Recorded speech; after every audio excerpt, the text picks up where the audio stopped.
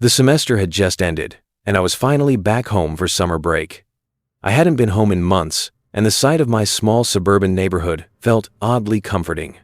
After unpacking and catching up with my parents, I realized how quiet things felt compared to the chaos of campus life. It was a welcome changer, so I thought. One evening, an old high school friend, Mia, texted me about a party in the next town over. I didn't hesitate to agree. There wasn't much to do in our sleepy little town, and I was itching for some excitement.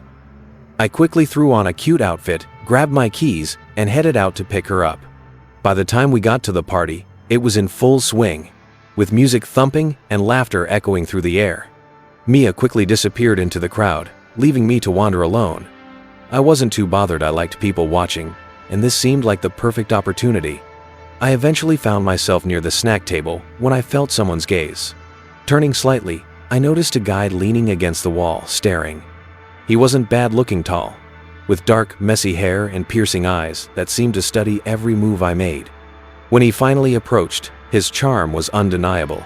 His name was Adam, and within minutes, we were laughing and exchanging stories about childhood mischief and awkward teenage years.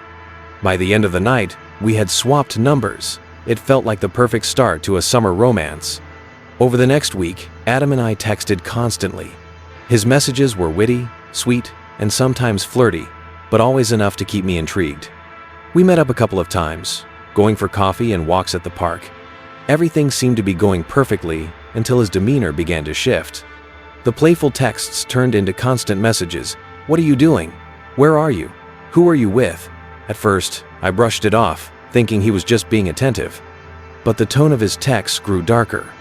If I didn't reply immediately, he'd flood my phone with increasingly aggressive messages.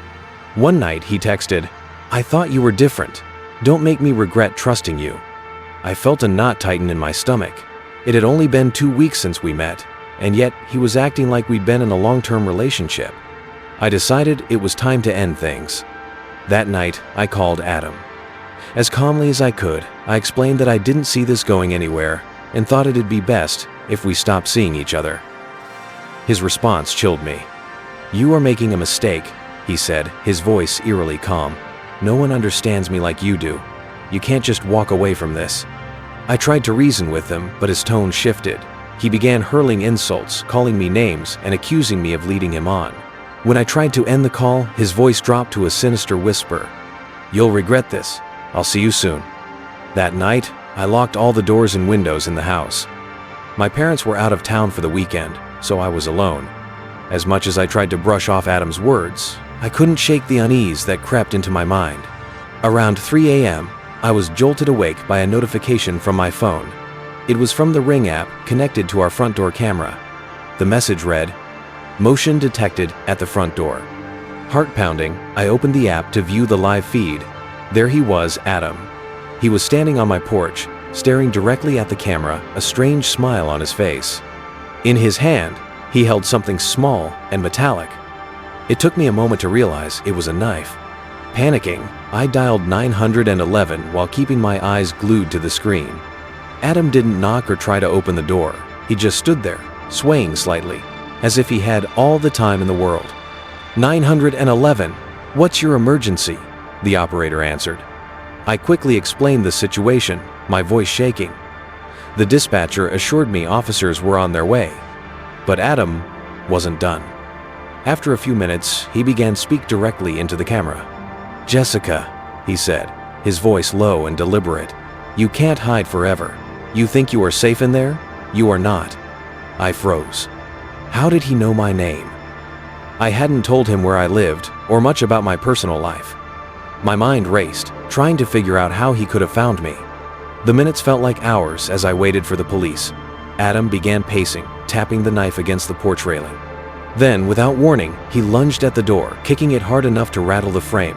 I screamed and retreated to my bedroom, locking the door behind me. The sound of splintering wood echoed through the house. He was inside. I clutched my phone, whispering updates to the dispatcher. The footsteps grew louder, closer. He was searching for me. "Stay quiet and keep the line open," the dispatcher instructed. I nodded, even though they couldn't see me, tears streaming down my face. The doorknob to my room rattled. Then came the sound of Adam's voice, chilling and mocking. "Jessica, I know you are in there. Let's talk. Just open the door." I didn't respond. My heart felt like it was going to explode. Suddenly, the sound of sirens filled the air. Red and blue lights flashed through the window, illuminating the dark room. Adam cursed loudly. I heard his footsteps retreat as he bolted from the house. The police arrived just in time. They searched the property but couldn't find Adam. However, they discovered something even more disturbing: notes and photos of me tucked under the welcome mat. He'd been watching me for days, maybe longer. I spent the rest of the weekend with a friend, too shaken to stay home alone. My parents returned, horrified by what had happened. We changed all the locks, installed additional cameras, and even got a security system. But the fear never truly left. I couldn't shake the feeling that Adam was still out there, watching, waiting for the right moment. Even now, years later, I double-check every lock and glance over my shoulder whenever I am alone. Adam was never caught, and his final words still echo in my mind. "You can't hide forever."